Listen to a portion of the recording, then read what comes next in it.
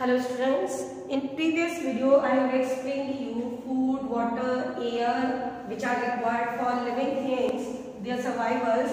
Now in this video we will discuss other points of the living things like अब जो हम describe करेंगे, अभी तो मैंने आपको बताया था कि उन्हें सर्वाइवल के लिए क्या चाहिए, रेस्पिरेशन के लिए ऑल थिंग्स, बट जो नेक्स्ट पॉइंट है वो हमारा है लिविंग थिंग्स की बॉडी में और क्या होता है एक्सक्रीशन।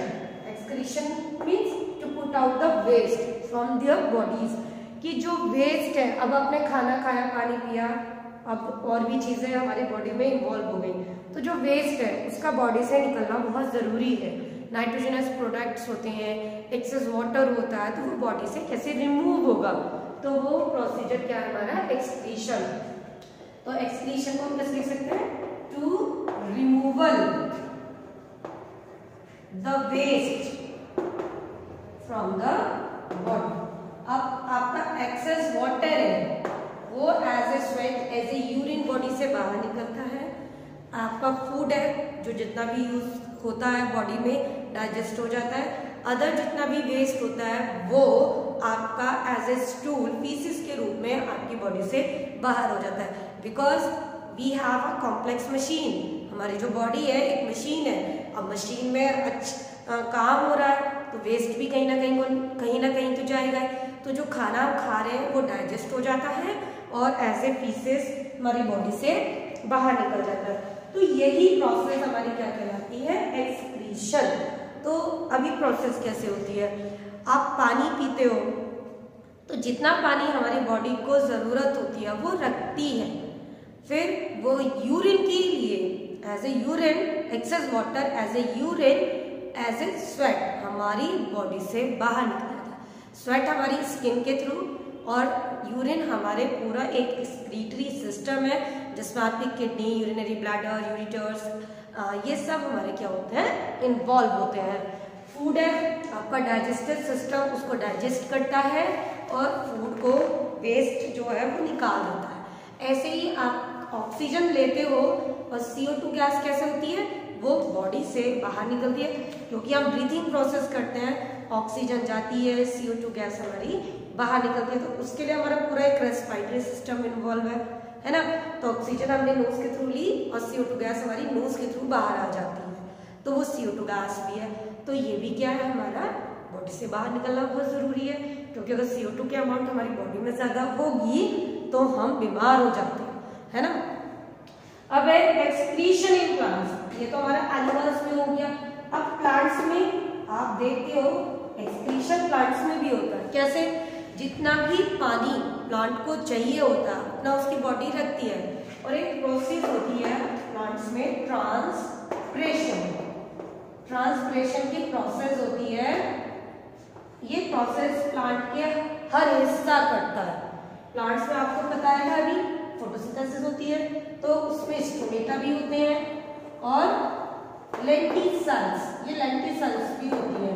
तो ये लेंटिसेल्स जो है स्टैम्स में, और लेंटिसेल्स स्टैम्स में और आपके और पार्ट में भी, फ्रूट की स्किन पर भी पाई जाती है।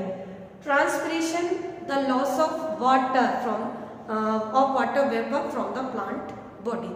तो प्लांट भी एक्सक्रीशन की प्रोसेस करते हैं, साथ ही कुछ ऐसे प्रोडक्ट को वो रिलीज करते हैं जो उनके लिए तो वेस्ट है लेकिन हमारे लिए यूजफुल है, जैसे गोंद, रेजिन है ना, गोंद होता है ना खाने वाला गोंद, तो वो प्लांट के लिए बेकार है लेकिन हमारे लिए यूजफुल है। रबर, रबर का लेटेक्स होता है, रबर का जो दूध होता है, मिल्क है, तो वो प्लांट के लिए तो वेस्ट हो गया लेकिन हमारे लिए यूजफुल है। क्यों, क्योंकि आप रबर का इस्तेमाल बहुत सारी चीजें बनाने में करते हैं। ठीक, अब प्लांट, एक आपने देखा हींग खाते हो आप, हींग, ऐसा फटीडा है ना, चंदन का तेल है ना, ये सब की यूज होता है, तो ये हमारे लिए तो यूजफुल हो जाता है। अब आता है आपका कि जो एनिमल्स है उसमें रिप्रोडक्शन की प्रोसेस होती है।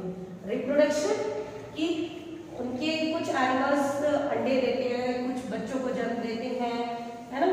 प्लांट्स में जो रिप्रोडक्शन है प्लांट्स में भी होता है। प्लांट्स में आप बीज बोते हो, कलम लगाते हो, तो प्लांट्स क्या करते हैं, अपनी पॉपुलेशन को इंक्रीज करते हैं, अपनी चीज को बढ़ाते हैं। तो प्लांट्स में आपका दो तरीके से होता है, सीड्स के थ्रू भी होता है ना, प्लांट्स में सीड्स के थ्रू और भी चीजें हैं, जैसे कलम लगा दिया आपने, रूट को काट के लगा दिया, ये सब है ना।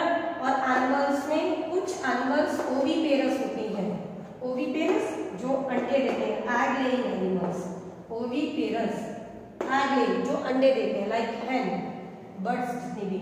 विपिपेरस जो बच्चे देते हैं, है ना, जैसे cow, dog, buffalo, lion, these are viviparous animals. तो प्लांट जितने भी एनिमल्स हैं उसमें ये वाली प्रोसेस होती है। प्लांट्स में आपको बताया कि आप बीज बो देते हो, एक नया प्लांट बन जाता है। और आपने एक टर्म पढ़ी थी सीड जर्मिनेशन, 5th में भी पढ़ी है, 6th में भी पढ़ी है, कुछ चैप्टर्स में, है ना, जहाँ आपने प्लांट्स की स्टडी की होगी ना फ्लावर वाले में, तो वहां पर एक टर्म पढ़ी होगी सीड जर्मिनेशन। सीड जर्मिनेशन में क्या होता है? सीड जर्मिनेशन में अगर आप एक सीड बोते हो तो इस सीड के अंदर एक बेबी प्लांट होता है, ये मिट्टी में है, और एक छोटा सा बेबी प्लांट इस सीड्स में से निकलता है ना। तो ये प्रोसेस हमारी चलती रहती है, एक छोटे से बीज से एक यंग प्लांट का तैयार होना क्या कहलाता है? Seed germination. ठीक, फ्लावरिंग प्लांट्स होते हैं जिन पे फूल आते हैं, नॉन फ्लावरिंग प्लांट जिन पे फूल नहीं आते। ठीक, तो अब आपको एक चीज, ये तो आपका रिप्रोडक्शन खत्म हुआ। अब प्लांट्स में भी और एनिमल्स में भी, अभी ग्रो वाला बताया था कि हम पैदा होते हैं, हम बड़े भी होते हैं और एक दिन हम मर भी जाते हैं। ऐसे प्लांट्स भी हैं, छोटा एक बीज से प्लांट बनता है, एक समय ऐसा आता है कि वो मर जाते हैं। कुछ प्लांट्स लाखों सालों तक, हजारों सालों तक, कई वर्ष तक रहते हैं जिंदा, जैसे बैनियन ट्री, बरगद का पेड़ बहुत टाइम तक जिंदा रहता है, पीपल का पेड़, ये सब। अब एक टर्म होती है लाइफ स्पान। क्या होता है लाइफ स्पान? एवरेज लाइफ, एक एवरेज लाइफ जो कोई लिविंग ऑर्गेनिज्म सरवाइव करता है, उसकी पूरी लाइफ प्रोसेस, एक लाइफ साइकिल चलती है, उसे कहते हैं लाइफ स्पान। जैसे कि पहले जो आदमी होते थे, पहले जो मनुष्य होता था, वो 100 साल से भी ऊपर रहता था, 100 ईयर्स अबव तक वो जीता था। लेकिन अब क्या हो रहा है? उसका लाइफ स्पान अब क्या हो रहा है? कम हो रहा है, उम्र घट गई है। वो उसका कारण क्या है? हमारा लाइफ स्टाइल है ना, बढ़ती हुई पॉपुलेशन है, बहुत सारी चीजें हैं। तो लाइफ स्पान है average time period of any organism which proceed their life, है ना, एक एवरेज लाइफ टाइम होती है। तो जो ह्यूमन है, इंसान है, उसका लाइफ स्पान अब 65 to 80 ईयर्स तक रहेगा, है ना। ह्यूमंस का कितना है? इतना है। मच्छर का कितना है? हाउस फ्लाई मक्खी का कितना है ना। टॉर्टवाइज सबसे ज्यादा कौन जिंदा रहता है? कछुआ, टॉर्टवाइज 120 से 150 ईयर, 200 साल तक वो जिंदा रहते हैं। तो ये लाइफ स्पान है।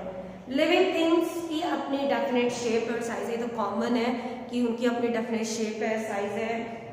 लिविंग थिंग्स की जो बॉडी है वो मल्टी सेलुलर है, उनकी बॉडी जो है बहुत सारी सेल्स से मिलकर बनी है, क्योंकि हमारी बॉडी में आपने देखा टिश्यूज भी होते हैं, सेल्स भी होते हैं। कुछ एनिमल्स ऐसे होते हैं जो सिंगल सेल्ड होते हैं, जिनकी बॉडी में सिर्फ एक ही सेल पाई जाती है। ठीक, तो ये सब चीज़ें मैंने आपको इस चैप्टर में बता दी हैं। आई होप आपको ये सब चीज़ें समझ आ रही होंगी। ठीक, हम नेक्स्ट वीडियो में अपना नया नेक्स्ट चैप्टर शुरू करेंगे। तब तक के लिए गुड डे, थैंक यू।